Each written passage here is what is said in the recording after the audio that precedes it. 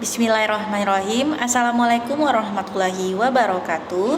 Alhamdulillah, hari ini kita kembali lagi belajar bahasa Indonesia. Sebelum kemarin kita telah melaksanakan penilaian tengah semester genap. Hari ini kita kembali lagi belajar seperti semula. Jadi materi kita pada hari ini yaitu tentang surat pribadi dan surat dinas.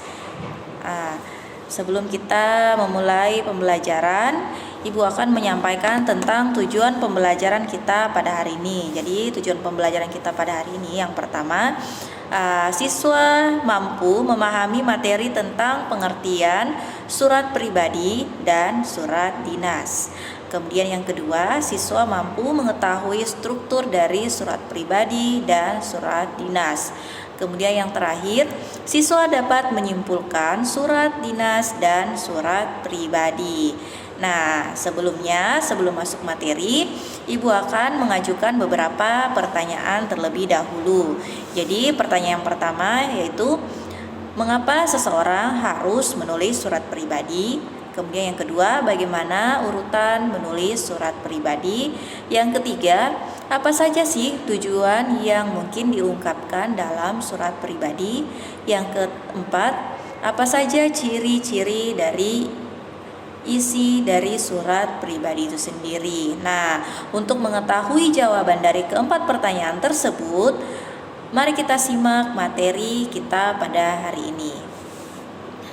Jadi yang pertama, Ibu akan menjelaskan tentang ciri dari surat pribadi. Jadi surat pribadi itu sendiri adalah bentuk komunikasi tulis atau surat menyurat yang dilakukan oleh seseorang kepada orang lain sebagai pribadi, bukan sebagai wakil atau urusan yang berkaitan dengan kelembagaan, kedinasan, atau resmi. Jika dalam surat resmi bahasanya lebih baku dan jelas polanya, tidak demikian dengan surat pribadi. Dalam surat pribadi ini yang diperhatikan yaitu tata etika atau sopan santun. Khususnya jika kamu menulis kepada orang yang lebih dewasa atau orang yang baru saja kamu kenal. Seperti itu. Nah, selanjutnya unsur-unsur dari surat pribadi. Jadi yang pertama, unsur dari surat pribadi itu sendiri adalah alamat dan tanggal surat, kemudian salam pembuka, yang ketiga pendahuluan, yang keempat isi, dan yang kelima penutup surat, dan yang terakhir adalah nama pengirim surat atau tanda tangan. Berikut ini adalah contoh dari surat pribadi ya. Jadi yang pertama tadi unsur-unsur dari surat pribadi itu adalah alamat dan tanggal surat. Di sini sudah ada alamat dan tanggal surat. Ini adalah alamat dan tanggal surat. Jayapura 12 November 2015. Kemudian yang kedua tadi di sini adalah salam pembuka. Nah, yang mana di sini salam pembuka? Salam sayang untuk Bunda. Ini adalah salah satu contoh salam pembuka untuk surat pribadi. Nah, biasanya salam pembuka juga didahului dengan Assalamualaikum warahmatullahi wabarakatuh. Ya, sebagai umat Islam kita biasakan salam pembuka kita itu adalah dengan mengucapkan Assalamualaikum warahmatullahi wabarakatuh. Atau biasanya juga salam pembukanya, hai apa kabar. Nah, seperti itu. Nah, selanjutnya setelah salam pembuka dalam struktur surat pribadi ada lagi yang namanya pendahuluan. Yang mana pendahuluan? Di sini coba perhatikan ada kalimat Bunda, Edo merindukan Bunda. Itu adalah pendahuluan. Ya, pendahuluan dari surat pribadi. Nah, setelah pendahuluan kita masuk pada isi dari surat pribadi. Oke, nah sudah seminggu Edo di Bandung untuk mengikuti Jambore UKS.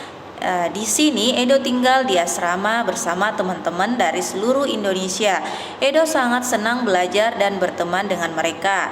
Bapak dan ibu instruktur sangat ramah dan baik. Edo mendapatkan banyak ilmu dari mereka. Meskipun Edo bahagia di sini, Edo tetap merindukan Bunda. Rindu masakan Bunda, apalagi ada kabar pelatihan UKS diperpanjang hingga 3 hari. Tapi Bunda tidak usah khawatir, Edo baik-baik saja di sini. Terima kasih sudah mengizinkan Edo mengikuti pelatihan ini. Edo akan segera pulang. Nah, ini adalah isi dari surat pribadi. Nah, setelah isi, selanjutnya ada penutup surat. Nah, penutup surat di sini buah hati Bunda. Nah, ini adalah penutup surat pribadi. Biasanya juga kalau beragama Islam atau umat Islam ya mengucapkan wassalamualaikum warahmatullahi wabarakatuh. Nah, selanjutnya setelah salam penutup, nama pengirim surat. Di sini sudah jelas yang mengirimkan surat di sini adalah Edo. Ini adalah contoh dari surat pribadi. Selanjutnya, jadi sudah kalian ketahui bahwa tujuan dari surat pribadi itu berkaitan dengan masalah pribadi, menanyakan kabar, keperluan pribadi, dan tujuan komunikasi pribadi lainnya. Seperti tadi yang dilakukan oleh Edo dan kepada bundanya. Jadi Edo tadi menyampaikan kabar di kegiatan UKS ya, seperti itu. Nah, di sini Ibu sudah jelaskan tentang struktur surat pribadi, ciri-ciri surat pribadi, kemudian tujuan dari surat pribadi. Ibu juga sudah menampilkan contoh dari surat pribadi. Selanjutnya Ibu akan menjelaskan tentang surat dinas ya, surat dinas. Namun sebelumnya Ibu akan memberikan 3 buah pertanyaan. Yang pertama, apa saja unsur-unsur dari surat dinas itu sendiri?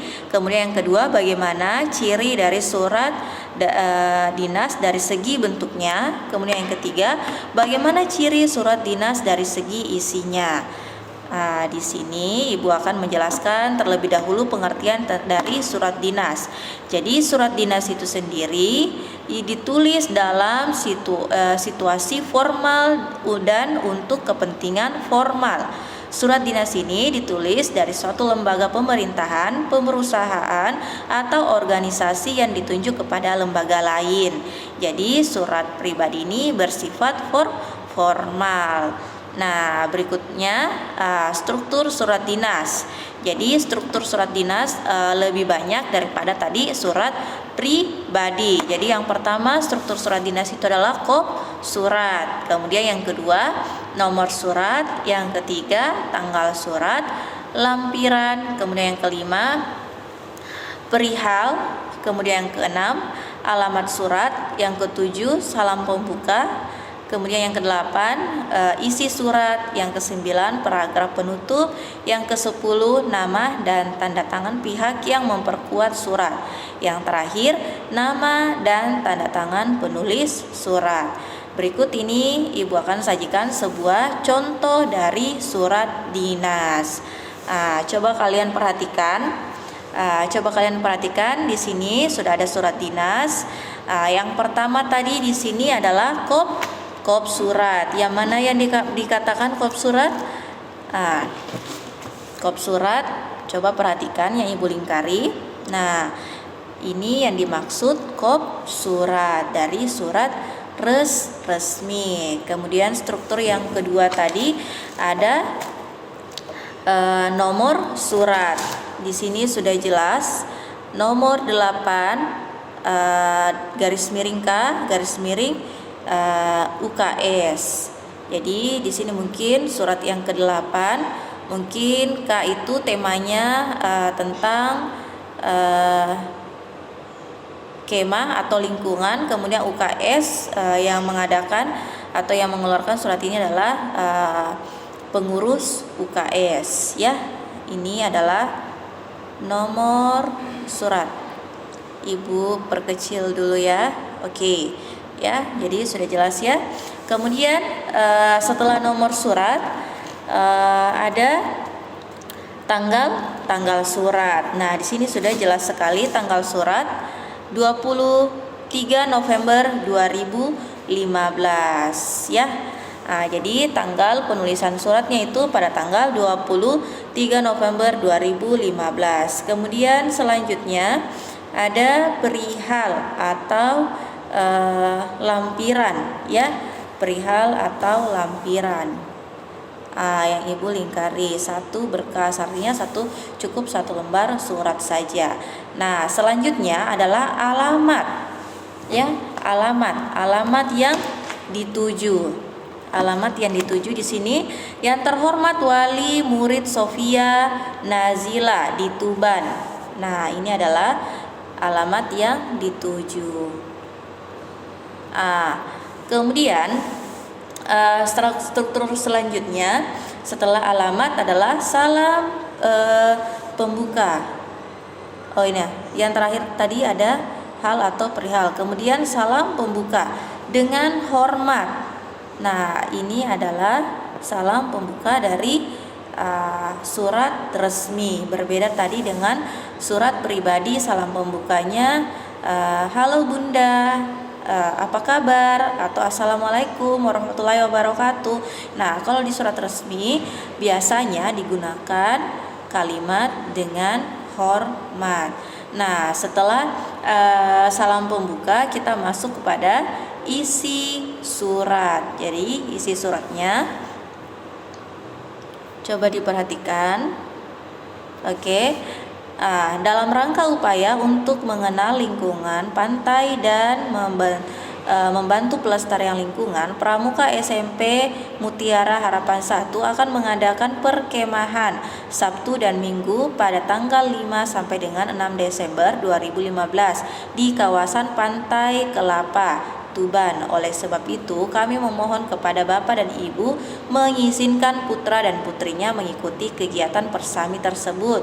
Sebagai bahan pertimbangan, kami lampirkan jadwal kegiatan. Nah, ini adalah isi dari surat tersebut. Jadi, suratnya bertemakan tentang permohonan izin untuk mengikuti kegiatan perkemahan.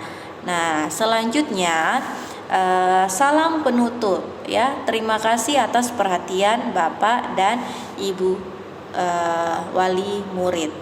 Ya, ini adalah salam penutup.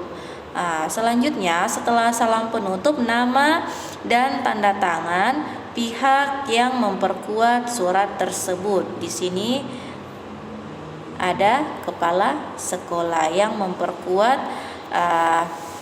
memperkuat surat tersebut ya. Jadi yang bertanggung jawab adalah kepala sekolah. Kemudian yang terakhir ada nama penulis surat itu sendiri. Jadi nama penulis surat biasanya setelah kepala sekolah ada ketua panitia ya. Oke, ini adalah salah satu contoh dari surat resmi ya, surat resmi. Nah, selanjutnya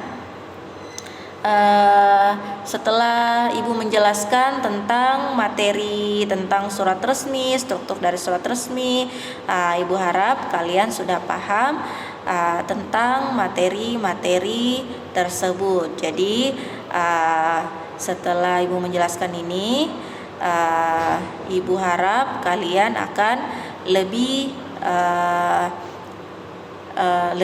mencari lagi materi tentang surat resmi dan surat pribadi.